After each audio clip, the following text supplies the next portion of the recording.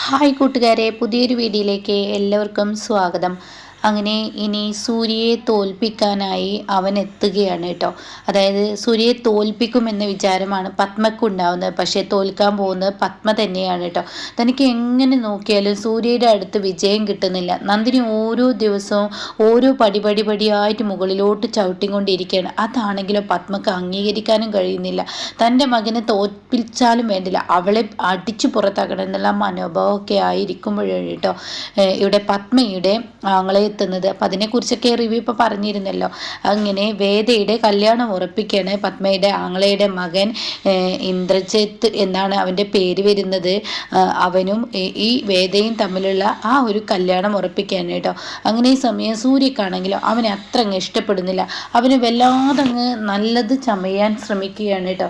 ഞാനൊന്നും ചെയ്യില്ല, ഞാനൊരു പാവമാണ്, ഞാൻ കുടിക്കില്ല, ഞാൻ അങ്ങനെ ഇറങ്ങില്ല, ഓവറായി ആരോട് സംസാരിക്കില്ല, എവിടെ വഴക്ക് നടക്കുകയാണെങ്കിൽ ആ വഴക്കിനിടയിൽ ഞാൻ അങ്ങ് തെറ്റി ഏറ്റെടുത്തോളാം, അങ്ങനെയൊക്കെയുള്ളൊരു കാട്ടിലാണ് കേട്ടോ അവൻ്റെ അടുത്ത്. അപ്പോൾ ഇത് സൂര്യക്ക് അത്ര ഇഷ്ടപ്പെടുന്നില്ല. ഇങ്ങനെയൊക്കെ പാവത്താനായി അഭിനയിക്കുന്നുണ്ടെങ്കിൽ തീർച്ചയായും അവൻ്റെ ഇടയിൽ ഒരു കള്ളൻ ഒളിച്ചിരിപ്പുണ്ടെന്ന് സൂര്യക്ക് മനസ്സിലാവണം.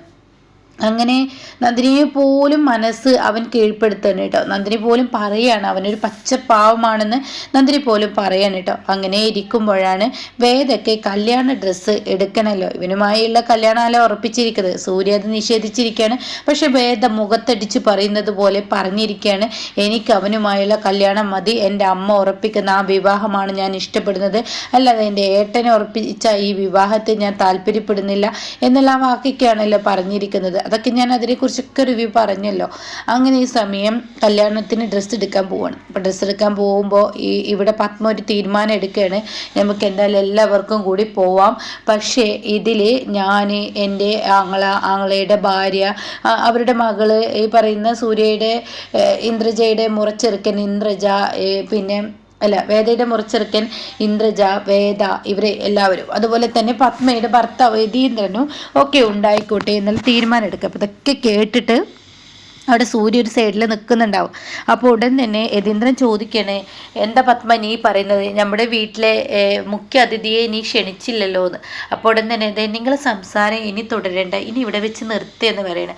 ആ സമയം എല്ലാവരെയും ഞെട്ടിപ്പിച്ചും കൊണ്ട് വേദയെ കല്യാണം കഴിക്കാൻ പോകുന്ന ഇന്ദ്രജിത്ത് എന്ന് പറയുന്ന അവന് പറയാണ്, അതെ ഞാനൊരു കാര്യം പറയട്ടെ, ആൻറ്റിക്ക് എന്ത് തോന്നിയാലും വേണ്ടില്ല, സൂര്യയുടെ പെണ്ണാണല്ലോ നന്ദിനി. അപ്പോൾ മുറപ്രകാരം വേദയുടെ ഏട്ടൻ്റെ ഭാര്യ, അപ്പോൾ ഏട്ടൻ്റെ ഭാര്യ ഏട്ടത്തി അമ്മയാണ് വേദയ്ക്ക് ഡ്രസ്സ് എടുക്കാൻ കൂടെ വരേണ്ടത്.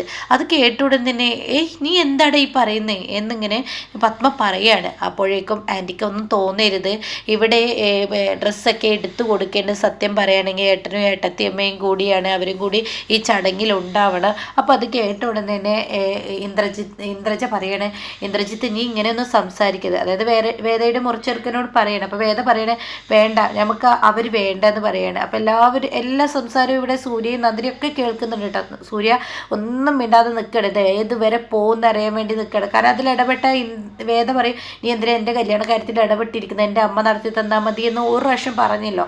അപ്പോൾ അതുകൊണ്ട് തന്നെ അവിടെ മിണ്ടാതെ നിൽക്കുകയാണ് കേട്ടോ.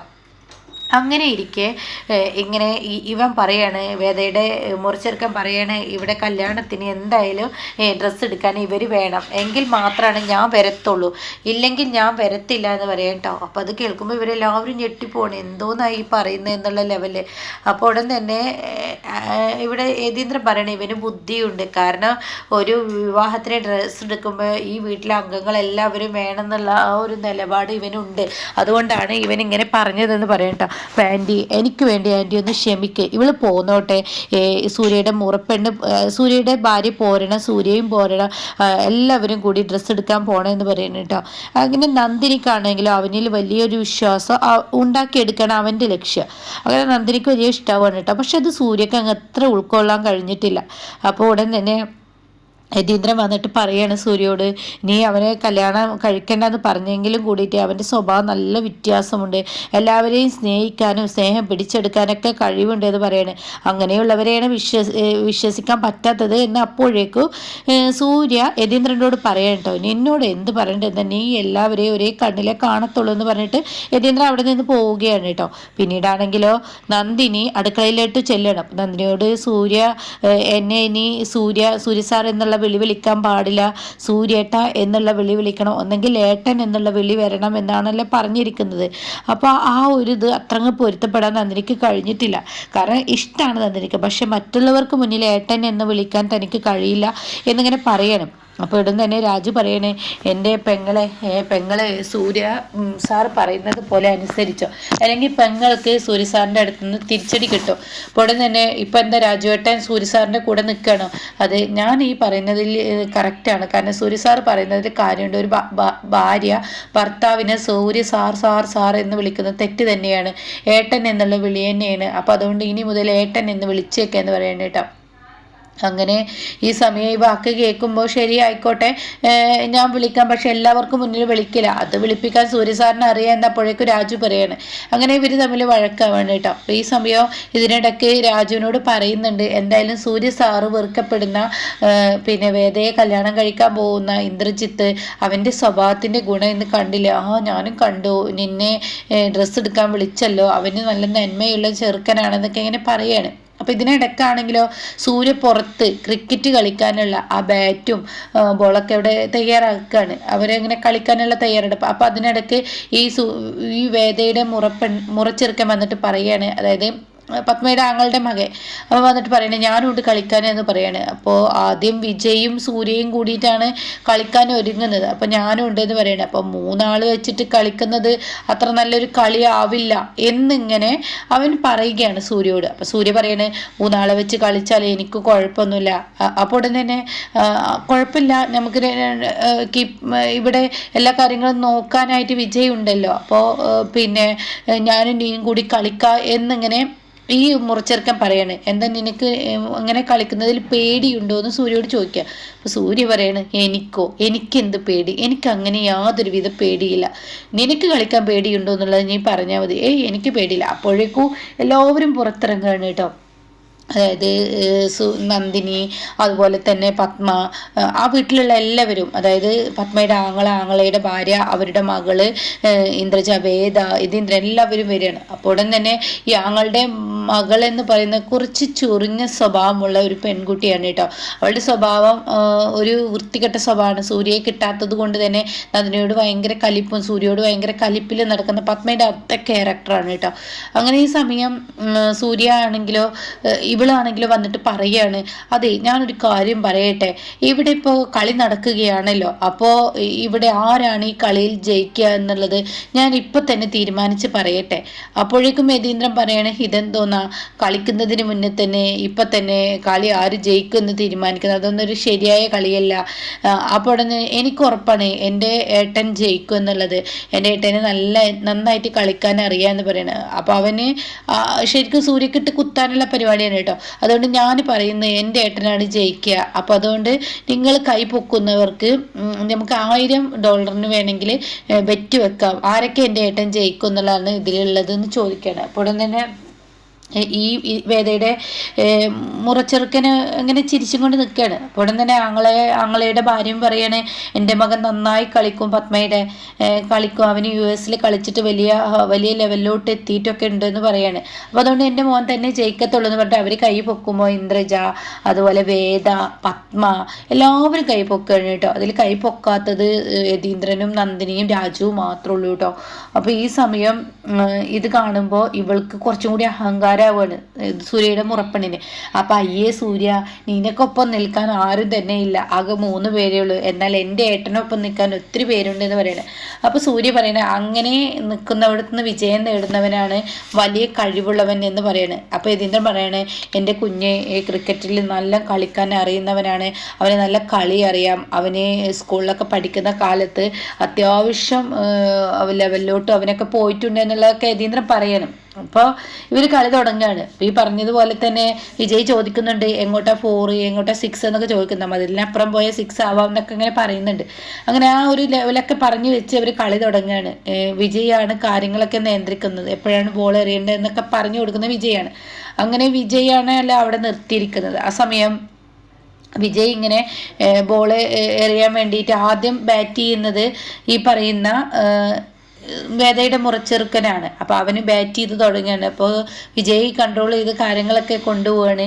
അപ്പോൾ ഇങ്ങനെ ഓരോ ബാറ്റ് എറിയുന്നതിനനുസരിച്ച് ആദ്യം അവനൊരു 6 കിട്ടും, പിന്നീട് 4 കിട്ടും, അങ്ങനെയായിട്ട് അവന് മൊത്തത്തിൽ 10 ആയി എടുത്തിരിക്കുകയാണ്. അപ്പോൾ അടുത്ത ബാറ്റ് ചെയ്യുമ്പോഴത്തേനും അവനെ ഔട്ടാക്കി കളയാണ് സൂര്യ. ഉടൻ തന്നെ ഇവർ തമ്മിൽ പരസ്പരം ഇങ്ങനെ നോക്കുന്നുണ്ട്. സൂര്യക്ക് നന്നായി കളിക്കാൻ അറിയാം, പക്ഷെ ഇവർക്ക് ആർക്കും അനുവദിച്ചു കൊടുക്കാൻ പറ്റത്തില്ലല്ലോ. അപ്പോൾ ഈ സൂര്യയുടെ മുറപ്പെണ്ണിങ്ങനെ തൻ്റെ ആങ്ങളയോട് പറയുന്നുണ്ട്, ഇവനാൾ കൊള്ളാം, ഇവനിട്ടിപ്പോൾ ഒരു പണി പണിയണം എന്നിങ്ങനെ കണ്ടുകൊണ്ടിട്ട് കാണിക്കുന്നുണ്ട്. അങ്ങനെ സൂര്യ ബാറ്റ് ചെയ്യാൻ തുടങ്ങുന്നു. സൂര്യ വന്ന് കളി തുടങ്ങുകയാണ്. വന്ന പാടെ 6 അടിച്ചു. രണ്ടാമത് സൂര്യ അടിക്കാൻ അങ്ങ് തുടങ്ങുകയാണ്. അപ്പോഴേക്കും ബാറ്റിന് എന്തോ ഒരു കംപ്ലൈൻറ്റ് വരികയാണ്. അങ്ങനെ ബാറ്റിൻ്റെ മുകളിലുള്ള ആ ഒരു ഭാഗം, ആ ഒരു തുണി കഷ്ണം അങ്ങനെ പൊന്തി വരികയാണ്. അപ്പോൾ അതിങ്ങനെ നേരാക്കുകയാണ്. അപ്പോൾ ഈ സമയം പെട്ടെന്ന് ഇത് ബോൾ എറിയാൻ പറയുന്നത് വിജയാണ്. അപ്പോൾ വിജയാണെങ്കിലോ പെട്ടെന്ന് തൻ്റെ കയ്യിൽ എന്തോ ഒരു ഉറുമ്പ് കടിച്ചത് കൊണ്ട് തന്നെ തൻ്റെ കൈ ഇങ്ങനെ നിവർത്തി പിടിക്കുകയാണ്. അപ്പോൾ ഈ സമയം സൂര്യയുടെ മുറപ്പെണ്ണും, അതായത് പത്മയുടെ ആങ്ങളുടെ മകനും മകളും ഉണ്ടല്ലോ, മകള് പറയാണ് സ്വന്തം ആങ്ങളോട് കണ്ണിട്ട് കാണിക്കുകയാണ്, ഈ സമയമാണ് നീ ഇതാക്കി അവന് ബാറ്റ് ശരിയാക്കല്ലേ, ഇപ്പുറത്ത് ഇവനാണെങ്കിൽ ഉറുമ്പ് കടിച്ചിട്ട് ഇവൻ്റെ കൈ ഇങ്ങനെ നിർത്തിയത് കൊണ്ട് തന്നെ ഇവന് പറഞ്ഞിട്ടാണ് ഞാൻ ബോൾ എറിഞ്ഞെന്ന് നമുക്ക് പറയാം, അങ്ങനെ അവനെ തോൽപ്പിക്കാനേ പറ്റത്തുള്ളൂ എന്ന് പറയണം. ഇത് കണ്ണിട്ട് കാണിക്കുന്നതിനോടുകൂടി ഒന്നും നോക്കില്ല. അവൻ സൂര്യ നിൽക്കുന്നിടത്ത് ഒരൊറ്റ എയറാണ്. പക്ഷേ സൂര്യ ഇതറിയുന്നില്ല. സൂര്യ ബാറ്റ് ശരിയാക്കിക്കൊണ്ടിരിക്കുകയാണ്, ബോൾ എറിയുന്ന ഒരു സമയമല്ല. അതുകൊണ്ട് തന്നെ അവന് തെറ്റായ ഒരു കളി കളിച്ച് സൂര്യ ഔട്ടാക്കാണ് കേട്ടോ. ഇതോടുകൂടി സൂര്യക്ക് അങ്ങ് ഭ്രാന്ത് പിടിക്കുകയാണ്. ഇവിടെ കളി സ്റ്റാർട്ട് ചെയ്യാൻ ആരും തന്നെ പറഞ്ഞിട്ടില്ലല്ലോ, പിന്നെ നീ എന്തിനാ ബോൾ എറിഞ്ഞ്, ഈ വിജയ് ഈ കൈ ഇങ്ങനെ ആക്കിയല്ലോ, എന്നോട് എറിയാനുള്ള സൂചന തന്നല്ലോ എന്ന് പറയണേ. ആ സമയം വിജയ് പറയണം അത് പിന്നെ എന്ന് പറഞ്ഞിട്ട് അളിയ അങ്ങനെ ചെയ്തോ എന്ന് ചോദിക്കുക. ഞാൻ എൻ്റെ കയ്യിൽ എന്ന് പറയുമ്പോഴേക്കും പത്മ അവിടെ ഇടപെടുന്നു. പത്മ പറയണേ, നിനക്കെല്ലെങ്കിലും തോൽവി സമ്മതിക്കാൻ പറ്റത്തില്ല, നീ തോറ്റു എന്നുള്ളതിൻ്റെ ലക്ഷണമാണ് ഇപ്പോൾ ഇവിടെ കാണിച്ചത്. എന്നിട്ടിപ്പോൾ നീ കളിച്ചത് ശരിയല്ല എന്ന് പറയാം. അതെ, ഇത് എന്നെ മനഃപൂർവ്വം എന്നെ തോൽപ്പിക്കാൻ വേണ്ടി എറിഞ്ഞതാണ്, ഇതൊരിക്കലും കളിയായില്ല, കളി തുടങ്ങിയിട്ടില്ലല്ലോ എന്നൊക്കെ പറഞ്ഞിട്ട് സൂര്യക്ക് ദേഷ്യം പിടിച്ച് അവിടെ ഇരിക്കുന്നതൊക്കെ എറിഞ്ഞു പൊട്ടിക്കാനായിട്ട്. അങ്ങനെ സൂര്യ ദേഷ്യത്തോടു കൂടി പോകുമ്പോൾ യതീന്ദ്രൻ പിന്നാലെ പോവാണ്. മോനെ, കളിയാവുമ്പോൾ തോൽവിയും വിജയമൊക്കെ ഉറപ്പില്ല, പിന്നെ എന്തിനാ നീ ഇങ്ങനെ ദേഷ്യപ്പെടുന്നത്? അപ്പോൾ ഉടൻ തന്നെ ഡാഡി കണ്ടതല്ലേ, അവൻ ചെയ്തത് തെറ്റാണെന്ന് ഞാൻ കണ്ടു, എങ്കിലും കൂടി അവരോട് വാദിക്കാൻ നിൽക്കരുത്, അതിന് നീ ഇത്ര ദേഷ്യപ്പെടരുത്. അപ്പം നന്ദിനി പറയുന്നുണ്ട് കേട്ടോ, അതിവിടെ കള്ളക്കളിയാണ് കളിച്ചത് എന്ന് നന്ദിനി രാജുവിനോട് പറയുന്നുണ്ട്. അപ്പം നന്ദിനിക്ക് ഇവൻ്റെ യഥാർത്ഥ സ്വഭാവം നന്ദിനി നേരിട്ട് കാണുക കേട്ടോ. അതായത് ഈ വേദയുടെ മുറച്ചെറുക്കൻ്റെ സ്വഭാവം കാണുകയാണ്. അവനെ എല്ലാവരെയും ഉള്ളിലൂടെ വെള്ളം കിടത്തുന്ന ഒരു സ്വഭാവമാണ് കാണിക്കുന്നതെന്ന് ശരിക്കും കാണുകയാണ് കേട്ടോ. അപ്പം നന്ദിനി രാജുവിനോട് പറയുന്നുണ്ട് കള്ളക്കളിയാണ് അവൻ കളിച്ചത് എന്നിങ്ങനെ നന്ദിനി പറയുന്നുണ്ട് കേട്ടോ. ഈ സമയമാണെങ്കിലോ അവൻ എല്ലാവർക്കും മുന്നിൽ ആളാവാനും അവനൊരു സത്യസന്ധനാണെന്ന് കാണിക്കാനും വേണ്ടിയാണ് ഈ ചീപ്പായ കളി കളിച്ചതെന്ന് സൂര്യക്കും അതുപോലെ തന്നെ യതീന്ദ്രനെ എല്ലാവർക്കും മനസ്സിലായിരിക്കുകയാണ് കേട്ടോ. അപ്പോഴാണ് പത്മ കയറി വരുന്നത്. പത്മ വന്നിട്ട് പറയാണ്, ഇവന് പണ്ടേ ഇങ്ങനെയാണ്, തോൽവി സമ്മതിക്കാൻ ഇവന് കഴിയില്ല, ഇവന് അങ്ങനെ ഒരു വൃത്തികെട്ട ക്യാരക്ടറാണ് ഇവൻ്റെ എന്നൊക്കെ ഇങ്ങനെ പറയുമ്പോൾ ഈ പത്മയുടെ ആങ്ങളയുടെ മകൻ ഇന്ദ്രജിത്ത് കയറി വരികയുണ്ട്. അവന് പറയണേ, അതേ സൂര്യ, നീ ഇങ്ങനെ ദേഷ്യപ്പെടല്ലേ, ഏതിനും ഇങ്ങനെ ദേഷ്യം പാടില്ല. അപ്പോഴേക്കും സൂര്യയുടെ കൈ ധരിക്കണം, നീ മിണ്ടരുത്, നീ ഇത്രയും വൃത്തികെട്ട കളി കളിച്ചിട്ട് മിണ്ടരുത്, ഞാൻ നിന്റെ കരണത്തടിക്കുമെന്ന് പറയുമ്പോഴേക്കും സോറി, എൻ്റെ അടുത്ത് തെറ്റുപറ്റിയെന്ന് ഞാൻ നിങ്ങൾക്ക് മുന്നിൽ വേണമെങ്കിൽ സമ്മതിച്ചു തരാം. അപ്പോഴേക്കും പത്മ പറയാം, കണ്ടോടാ, കണ്ട് പഠിക്കടാ, നിന്നെ പോലെ ഇങ്ങനെ ഭ്രാന്തളകുന്ന സ്വഭാവമല്ല അവൻ്റേത്, അവൻ എത്ര ശാന്തമായിട്ടാണ് നിന്നോട് സംസാരിക്കുന്നത്, അവൻ്റെ അടുത്ത് ഒരു തെറ്റും പറ്റിയിട്ടില്ലെങ്കിലും നിന്നെ സമാധാനിപ്പിക്കാൻ അവൻ തെറ്റുപറ്റി എന്ന് പറഞ്ഞിട്ട് അത് സമ്മതിക്കുന്നത് കണ്ടില്ല എന്നൊക്കെ പറയുമ്പോൾ വീണ്ടും താൻ ഈ പത്മക്കും മറ്റുള്ളവർക്ക് മുന്നിൽ വീണ്ടും കുറയല്ലേ. അത് സൂര്യക്ക് പറ്റില്ല കേട്ടോ. അങ്ങനെ സൂര്യ അവിടെ നിന്ന് ദേഷ്യത്തോടു കൂടി ഇറങ്ങിപ്പോവാണ്. പിന്നീട് വീണ്ടും സൂര്യ മദ്യത്തിന് അഡിക്റ്റ് ആവുകയാണ് കേട്ടോ. അങ്ങനെ ഒരു സീനി ഇനിയിപ്പോൾ ഇവിടെ വരാനിരിക്കുന്നുണ്ട് കേട്ടോ.